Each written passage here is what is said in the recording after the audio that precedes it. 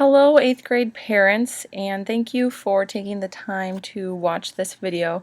Again, I apologize so much for having to cancel the meeting. Weather has just not been our friend this year, but I do think it's important and I want you guys to have all this information. So again, please feel free to email me or call me with any questions after we go through this information if I haven't answered something already that you're still wondering. So we'll get forward with the video. So first off, I just wanted to mention that as your freshmen, to-be freshmen, are going to be coming into high school, we offer a freshman orientation every year. It's typically the Wednesday before school starts, so right now it's on the calendar tentatively for August 28th, but much more information and confirmation of that date will be sent in the future in the summer. This is a half-day orientation that is led by our Lancer Link leaders. Our link leaders are trained juniors and seniors that are trained by staff who have been also trained by the official Link Crew program. It's a very well-established program that does the orientation of freshmen into high school. It's a really fun half day, strongly encouraged, not necessarily required. The last few years we have had a very, very good turnout and had great feedback on the program. So again, look forward to more information coming about that, typically in the summertime, but I just wanted to put it on your radar that we do have that half-day orientation, and students usually do receive their schedules, if they hadn't already, after that orientation. That night in the past, we've always had a parent meeting again, so we look to hold that as well, so you can tentatively put that on your calendar, but once again, we'll have a lot more information when we get those dates confirmed later in the year and in the summertime. So I'm going to go over a lot of information about our credits and how we do things at the high school. We require 48 credits to graduate, and how we do it and what that means is each semester course that the student takes and completes at our high school, they earn 1 credit. So for students to work towards that 48 credits every single semester, they need to be in at least 6 credits and pass those to maintain the eligibility for graduation. The only exception to that is when students get to be older, junior, seniors, they're taking some college level classes that we offer, and I'll talk a little bit more about that later. There is a chance that if they have worked ahead and earned some credits, and or if their college level courses are issuing them more credit, there is the chance that they could possibly only have to take 5 classes each semester if they're on par with the credits. So our required courses, of course, within the 48, some are required and some are elective choices for the students. We do require all 4 years of English. So as you can see, credit requirements for graduation, there's 8 credits for English, and what that means is every year they're getting 2 credits, so 1 for first semester, 1 for second semester, so that gives you the 8. As a freshman for next year, you'll see when they registered already, for some of you, that freshman English is already listed on the Skyward form. That is because it is required, and that's the option they have. When they get to be sophomores, juniors, seniors, there are some more options for them, such as Honors English and College English Lit. But for freshman year, freshman English is the course they have. Social Studies, we again require all 4 years.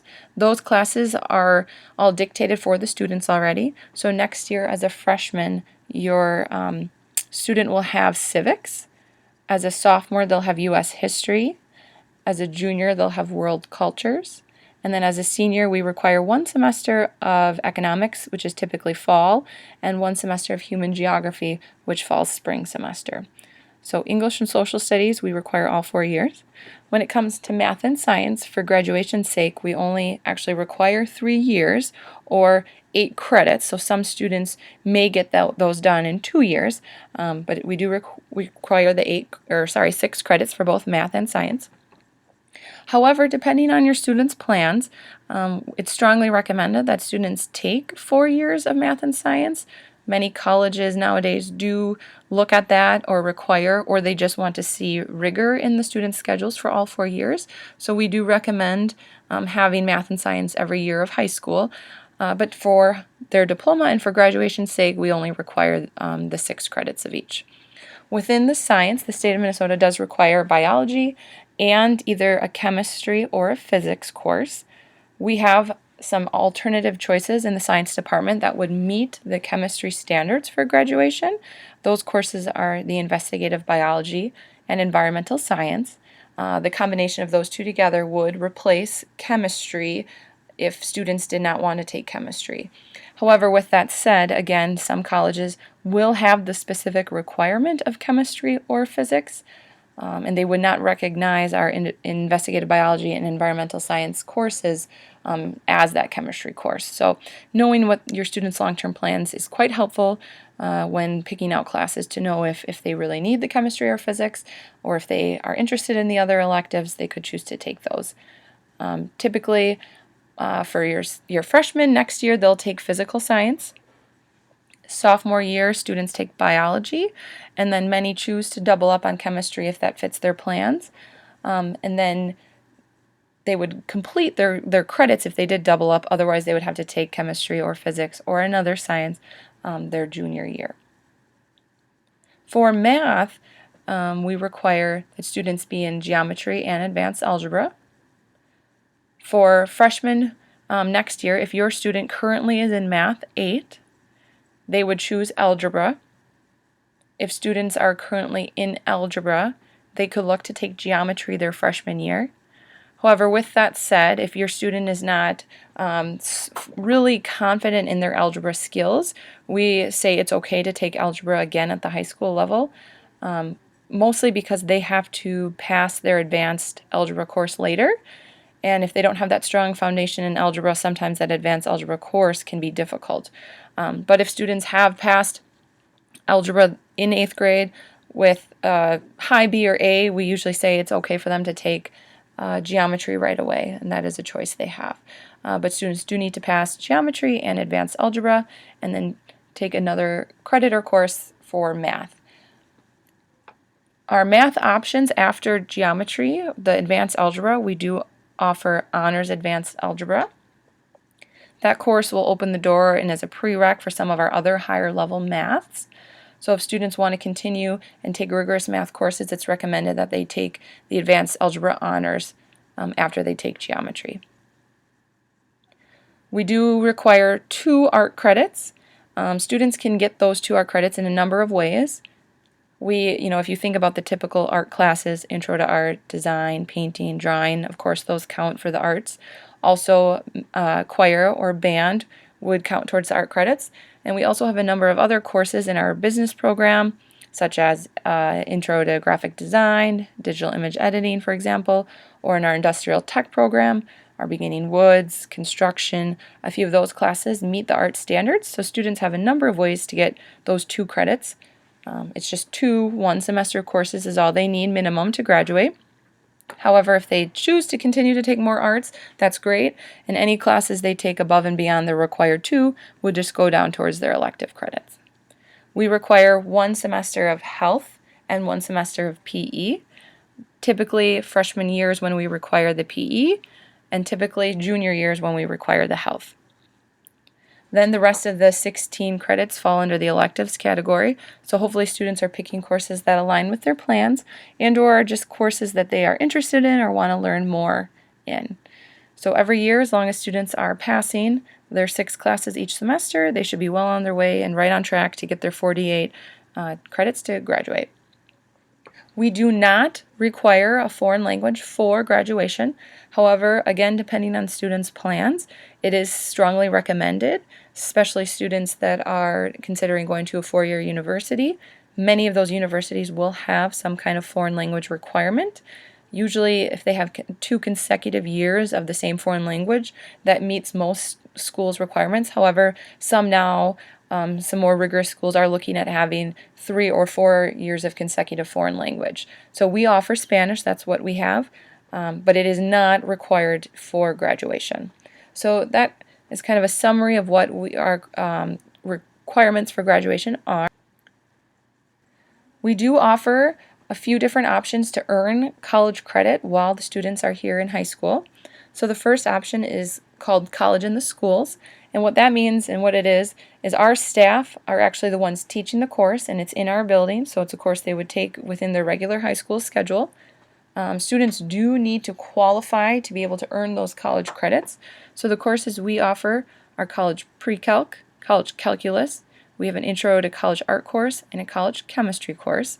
If juniors were interested in taking these college level courses, they would need to be in the top third of their class and have a 3.0 GPA. If they were seniors and they were looking to qualify, they need to be in the top half and have a 3.0 GPA. Students can be allowed to take the course even if they do not necessarily meet the requirements or their eligibility for the credits, so they would get just the high school credit.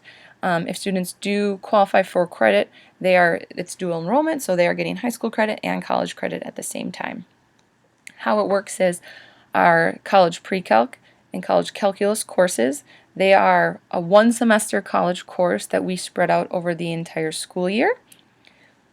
College credit, so they would take 2.5 high school credits if they took college pre-calc or college calc, and that's spread over the year. So for each semester's course, so for college pre-calc first semester, they would get 1.25 credit. In college pre-calc second semester, they would earn another credit and 1/4 credit. So they're getting a total of 2.5 credits at the high school level and 5 credits at the college level. So that would be the same for calculus.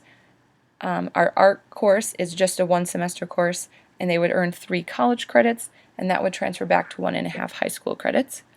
Our college chemistry has changed this year, and it'll be the same next year. It is one college chemistry course, again, just like the math that we spread out throughout the year. They would earn 4 college credits, and that would transfer back to 2 high school credits. We also offer a college English literature course. This course is actually through the University of Minnesota Twin Cities, whereas the other college courses are through Southwest Minnesota State. So for students interested in doing the college English literature course, this is for seniors. It is a one-semester 4-credit college course that would transfer back again as 2 credits for high school, but they need to be seniors and they need to be in the top 20% of their class and have a 3.25 GPA in their English courses. It is also required that students take our junior English honors course prior to taking the college English lit. That would be a prereq for that course. Something new we have this year is we were able to offer AP Statistics, and next year we are hoping to offer AP Statistics and AP Psychology. So the difference in the college and the schools in AP, so AP stands for Advanced Placement. This is going to be college level course, still again taught by our staff in our building. However, the college credits are totally dependent on one final AP exam at the end of the school year. Each college can determine their own score on what they require to earn those college credits. So for example, a student taking our AP Stats, if they score a 3 or higher on the AP test, that will grant them 4 college credits at UWL if they decide to go there, and it would replace their Stats 145 course. Now, UWL requires a 3. Another university may require a 4 or a 5. A 5 is the highest score students can earn on the AP exam. So every school would determine their own score, but it would only be granted if the students, how the students scored on that AP exam. So they would get high school credit by taking it, and if they didn't earn the score they needed, they would not get college credit. A third option we have is called post-secondary enrollment options, commonly known as PSEO. And this is different in the sense that it is not taught by our own staff, but students would actually be applying to a specific college that offers the PSEO program. Typically, our students attend in Winona because those are the closest schools, so they could look at Southeast Tech, St. Mary's University, or Winona State University. All the schools in Minnesota are able to offer some kind of PSEO program. So currently, schools are starting to offer more and more online options for PSEO, so students could branch out and look at other schools in the state of Minnesota to see if they offer PSEO and if they offer online. Otherwise, if it's not online, students would be expected to actually go to that college and attend courses in person. That's why our students typically are going to Winona, as that is within driving distance. It does not work to go over across the river into Wisconsin. So schools like Western Technical College and UWL would not qualify as they're in Wisconsin, and this would only be for Minnesota schools. So each school will also determine their own criteria. So Winona State, for example, as a junior, they're going to have a different criteria than as a senior applying, and their criteria is going to be different than Southeast Tech's. So even though freshmen don't necessarily have this option, I like you guys to be aware and students to be aware, because I want them to understand that their freshman year and sophomore year are going to be important grade-wise, because it could open the door for them to be eligible to earn some of these college credit options and opportunities. If they don't meet the criteria set by the colleges, then they would not be eligible for that. With PSEO, students do still need to meet all of our La Crescent requirements for graduation.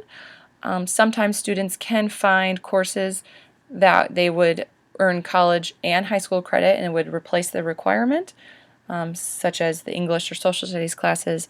The colleges sometimes do offer them. It's just something that we would have to approve ahead of time and look at the syllabus to know that it covers what we need for the required courses. One thing that we are still working on is called articulation agreements. We do have some already in place at Western Technical College. So this is another option that students could earn some college credit. What an articulation agreement is if students take our course taught by our staff and they attend either Western Tech if we have the articulation agreement set up there, or Southeast Tech if they earn a B or better in that course, and then they go attend, say, Western Technical College, and we know this course is articulated with one they need. The difference is they would have to go and actually ask for the credit to be put on their transcript. It's not an automatic, whereas the college and the school courses, once the students have those credits, they have a permanent transcript at the college, and that's forever there.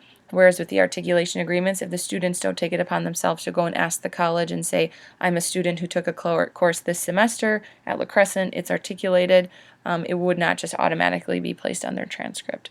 So students would be able to essentially earn some more credit if we specifically had that agreement with either school. Right now, we are currently working with both schools to get some math and English courses, and right now we do have our child development course articulated. So students, if they were looking to go to Western and they needed a course, we do have our child development course articulated with Western. So again, an awareness, it's not something students are going to be doing next year as freshmen, but it's something they can look forward to. Another point to remember with the articulation agreements is they are only good for 2 years, so we would not have a freshman or sophomore look to do that, as it would have expired before the time they graduated.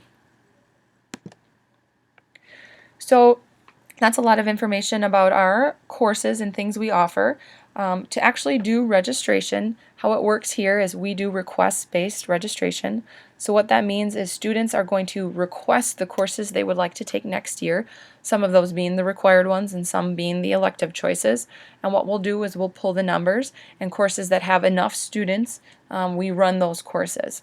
And so what the students are registering for today in the next couple days won't necessarily be the courses that we offer, but we'll offer which ones have the most interest in them. So each student received a folder in Mr. Ryan's class on Monday, and in that folder there's a schedule request form. It's a colored sheet, and then we have the lists of courses that are eligible for freshmen to take. There's a 4-year planning grid, and then there's also a sheet that includes just all of the courses that we could potentially offer.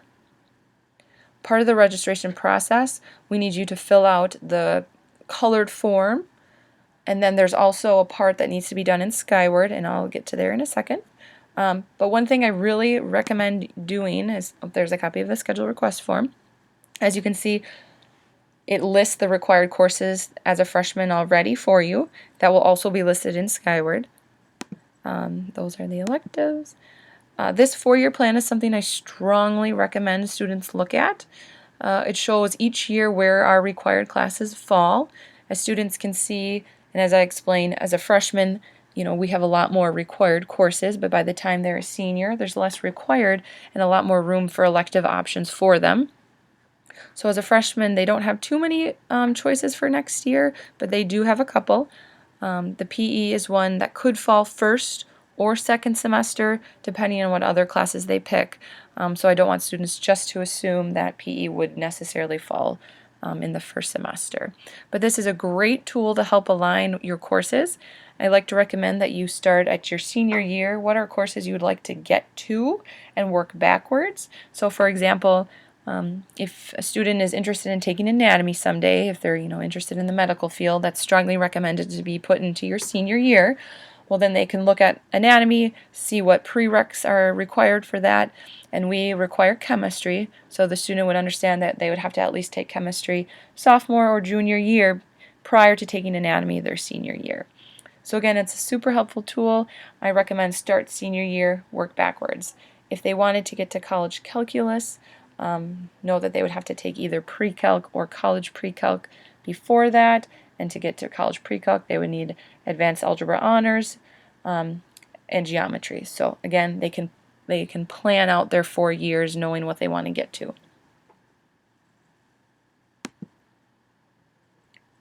So the actual registration process involves logging into Skyward. So not only will you fill out that paper form, we need the courses submitted in Skyward. One of the most important things I can remind students is this will only work if they are logged into their student Skyward account. I know sometimes people have things saved on their phones or whatever, and it might possibly be under the parent's account. The scheduling and registration portion of this will not work if you are logged into the parent account, so it has to be under the student account. Students were told this, and so if they did not know their logins, they were given a chance to go talk to the office so they could get those. If they still for some reason haven't gotten them, just remind your students to come see either me or Mrs. Tessing, my secretary in the guidance office, or in the main office, and they can help get those logins for the students. So they log into Skyward, and they'll click on the Schedule tab, and then on the top there, the version they will see, it'll look just a little bit different, so the link for the request courses will actually fall a little bit more on the right hand side, but it'll still say request courses for the 2019-2020 school year, so they would need to click on that.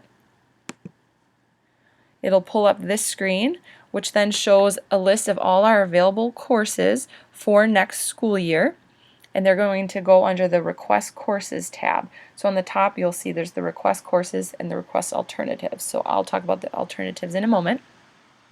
So under the Request Courses, what they'll do is they'll go find the courses they're choosing. Any required ones should already be on the list on the right hand side. So for your to-be freshmen, they'll already have freshman English listed, they'll already have civics listed, physical science, not US history, and PE. So those ones, the required ones freshman year, will already be listed, and then they will just have to go fill in the remaining electives.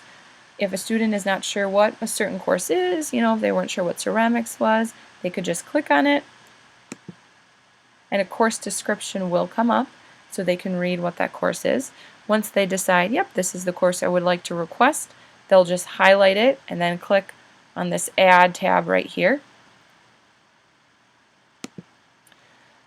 If you were to change your mind or made a mistake, added a course you no longer want, all you'd have to do is highlight it again and then click Remove Courses, and it'll take it off that selected course list. One thing to keep in mind is, again, we do everything based on semesters. And so if it's a year-long course, students need to make sure that they are requesting both semester 1 and semester 2 of the course. For example, if someone was looking to do Lancer Band next year, they would need to make sure they selected Lancer Band 1 and Lancer Band 2 for semester 1, semester 2. Similarly with Spanish, if they were looking to do Spanish 1, they would need to make sure they find Spanish 1A and Spanish 1B. If a course does not have a number behind it, that typically means it's only a one-semester course. So students will select their courses, and then they will need to double check that they have enough credits. So they can do that by looking at the total credits right here. So again, to remind, if students are required to take 6 courses each semester, then they need a total of 12 credits minimum to be full-time and to have enough credits to be working towards their high school diploma. So if students are at 12, that also means they will have 1 study hall each semester. The way our schedule is built is we have 7 periods in a day. If we have room, we allow students to take up to 7 classes, but they are on track and working and full-time at 6. So if they take 6 each semester, they could have one study hall. If you have a student that decides, I don't need a study hall or would like to take advantage of one of our many other electives, they could take 13 credits, which would mean one of the semesters they would not have a study hall, or they could take 14 credits, which mean neither semester they have a study hall. So they would be taking 7 each semester. So again, you can double check that by making sure they have at least 12 credits right there. Because of how we do our request-based scheduling, not all classes they may request originally will get offered, and so we make sure students have other choices. So an important step in this process is making sure that they request these alternatives. So after you complete and get how many credits you need in your required courses, you'll go under the Request Alternatives link right here, and it'll look the same. It'll pull up our same available courses, and it'll already show the courses that they have requested. So what they'll need to do is select 3 more alternative courses that they are interested in taking if by chance one of the original requests does not get run next year. So they'll add it to the list and they would be able to see any courses originally requested will have this R by it right here. And then any new courses that they're requesting for their alternatives will be listed as 1, 2, 3. And you can see these arrows will help them be able to prioritize which course they want first choice, second, third. So of course they'll want their first choice to be listed as number 1, and then second, and then third. So those arrows will move that up and down. So that's a very important step. If a student doesn't put alternative choices down and we are unable to offer the course they originally requested, then we would just end up having to pick a course for them to put in their schedule. So I don't think, usually students don't want that to happen, so please have them pick their 3 alternative choices. So just to recap in a few important pieces, students need at least those 12 credits, like I said, 6 each semester. You do not register for study hall, so a very popular question. Kids will start looking for that study hall section in our courses, and it will not be there because we determine how many study halls you'll have based on those credits. So you do not register for study halls. They will not be able to find that course listed anywhere. It's just based on the number of credits that they selected.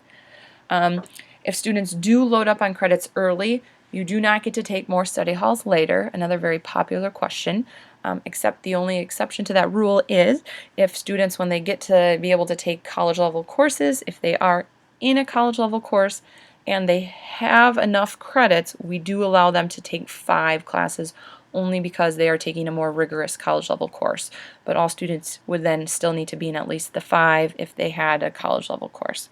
So filling up courses and not taking study hall early, not taking study hall early on their freshman or sophomore year could set them up to be able to take 2 study halls later. But in general, it does not allow students to take less classes or less than 5 their senior year.